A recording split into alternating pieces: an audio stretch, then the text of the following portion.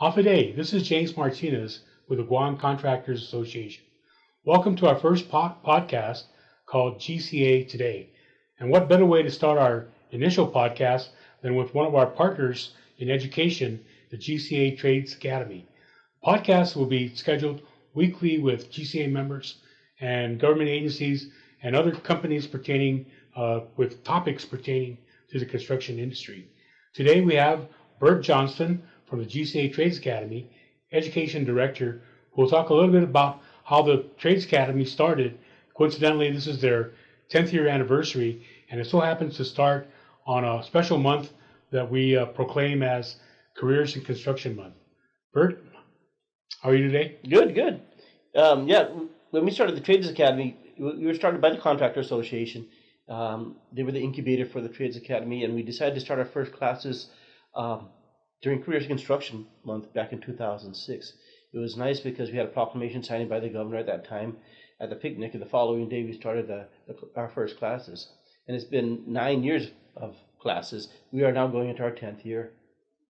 And I remember your first classes were actually held in our GCA conference room, which probably holds about maybe 10 to 15 people comfortably. Yeah, well, the thing is, every time we kept talking about we're going to start a class, nobody really believed us. So what we did was start a class. And basically we only had 4 people that had walked in and were interested in classes, and that's not enough for our class. So I grabbed a couple of my nephews, threw them in a class, and said, okay, we've got a class going. So our first class started with 6 students in the GCA conference room.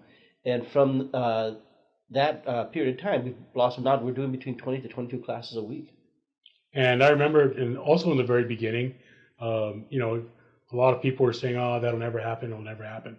And there was a saying that you always used to tell me, and then you always tell yourself, that you want to prove them wrong. Oh, absolutely. So, what happened was in the first week that we got started, we were being interviewed by the media, and one of the questions was, "What do you feel about this concept that's out there that the local people don't want to work in construction?" I just looked at the camera and said, "We're going to prove you wrong." And since then, we've got over 2,000 people that have taken classes from us, and they're employed for close to 200 companies on this island, everything from the small mom-and-pop construction companies to the very large construction firms. And, the timing was perfect when we started the GCA Trades Academy, and, of course, ultimately hired you to take the reins. But, you only had 2 conditions or 2 requirements, 2 criteria for students who want to attend the GCA Trades Academy. You want to talk a little bit about that? Well, the thing is, you didn't want to make it too overly complicated to get into the construction industry, to get trained. And so our primary requirements are an interest in construction, because if you weren't interested in construction, you're in the wrong business. And the other one was a willingness to learn. We're an educational institution. If you're not interested in learning, there's not much we can do for you. And so we kept it very simple, just 2 requirements to get into our program. And how's your enrollment right now from...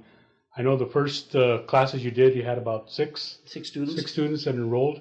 And to this point, how many students are currently enrolled right now in the Trades Academy? Right now we have about 177 students in our program right now, but it varies anywhere from a low of about 85 to a high of about 220. And the classes are spread over a wide range of different crafts that are out there, everything from the core curriculum, which is our basic foundational classes, to the more specific trades such as electrical, electronic service technician, HVAC, safety, management, and construction craft labor. We're also working with Cabras Marine to develop a marine training institute. We're also working with Black Construction to develop a crane training institute.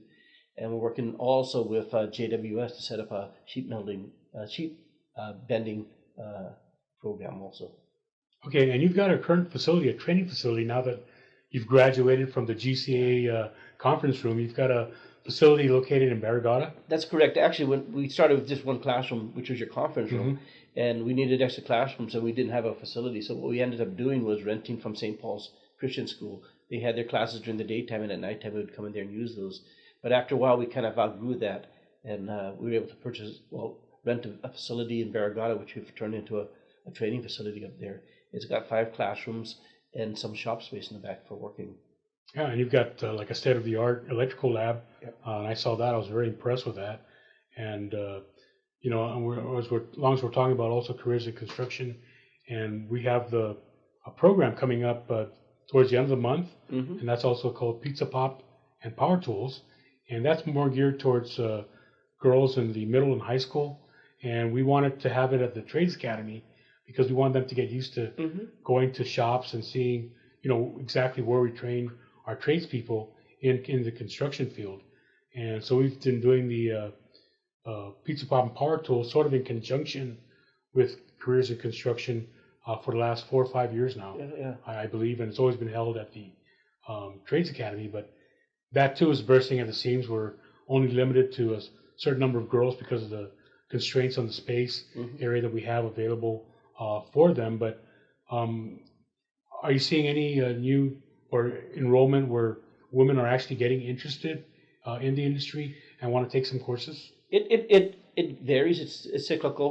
The students that we focused in on for Pizza Pop and Power Tools are still in high school, and so a lot of them may not be interested in getting into the trades. But it was interesting because when we first started Pizza Pop and Power Tools, we planned it we took 2 weeks to plan it, the first one. Yeah, And we stumbled around, but we learned a lot, and I think we had as much fun as the girls. But every year we've done it a little bit different. Last year, Dodge Electric brought in a bucket truck, and the girls got to take themselves up to 30, 40 feet up in the air. And I was talking to the first 2 girls that got off that bucket truck, and they were going, wow, we want to become electricians. And so this is what we're looking at is getting them to touch some of the tools and having that experience. Not everybody's college bound. And they talk about, making sure that you get a college degree, a 4-year degree, or go out and get some sort of training. Well, apprenticeship is the other 4-year degree. And you're seeing people that have the journeyman certificates making a lot more money than those individuals that have college degrees right now. Yeah, and one thing about the programs that we have also is we're trying to get them at an early age. We're trying to mold that, careers in construction could be, a career that they could look at throughout, I guess, even middle school to high school, and hopefully when they graduate would, consider getting into the trades, into construction, and attending the GCA Trades Academy. But one of the things about crafts individuals, in fact, when you graduate from the apprenticeship program, they call you a journeyman or journey person, and it's because you travel a lot. And with the new millennia generation, these individuals are going to change their careers in the next, as they grow older, 20 to 30 times, because they will constantly change the direction of their focus. And construction actually allows you to do that. You can do a project here, you can do a project there, you can do a project on island, you can move to the States and do a project. You'll be moving around just like a regular journeyman was in the Middle Ages, because you were a craftsperson and you went where the work was at. And having said that, and this is why Trades Academy and the curriculum is so perfect, is because your curriculum is actually nationally recognized. So whatever you're teaching here on Guam is the same topics that are taught back in the U.S. mainland. So, when they transfer from working in a company here on Guam to a company in Florida or up in Washington State or somewhere, that they've learned the same, or they have the same curriculum that is uniformed and standardized and can be applied to the same jobs of the same trade back in the mainland. So that's one of the advantages that Guam Contractors Association brought to Guam, was the introduction of the National Center for Construction Education and Research, NCCER curricula, because the fact that it's nationally recognized is an important criteria. But I think probably even more important is the fact that it's competency based. Is what the industry is looking for. They don't care whether you spent 15 hours in a class. They want to know whether you can do the work. And all of the classes that we teach are all competency based. We test them both in knowledge to make sure that they know it, and we also test them physically to make sure that they can actually perform on the job before it actually shows up on their transcripts.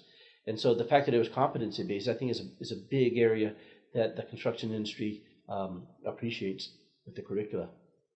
And I recognize that here on Guam we've got a lot of folks that have years of experience, but there's no credentials to show for their work. But you also have an accreditation process that you could take them to kind of not so much bypass a 4-year apprenticeship program, but actually test their skills of what they already have and what they need to acquire those credentials. Is that correct? Yeah, back in 2011, we brought out the assessment program where we test individuals that have 4 or more years of experience. And basically, it's a written test. It takes about 2 hours, and it's a sampling of all the different classes that they need to take. But if they pass the test, they get their certificate because it demonstrated the knowledge in that specific field. We also have a physical test, a performance verification that can also be done. If an individual passes the written test, they get knowledge verified. If they do the physical test, they get performance verified. If they do both, they're certified plus, and that's probably the equivalent of a journeyman certificate. Again, it's competency-based programs. And you know, there's really a lot to talk about, and we only have 10 minutes for our podcast, and we're going to invite you back because I know there's other things that we can talk about. In the meantime, we'll see you again next week on GCA Today podcast. We'll be on email. We'll send out to our members as well as Facebook. And, you know, we hope that you continue to watch the podcast. If you have any suggestions on how to improve the program, please feel free to email me or give me a call and let me know how we can improve. Until next week, adios. Adios.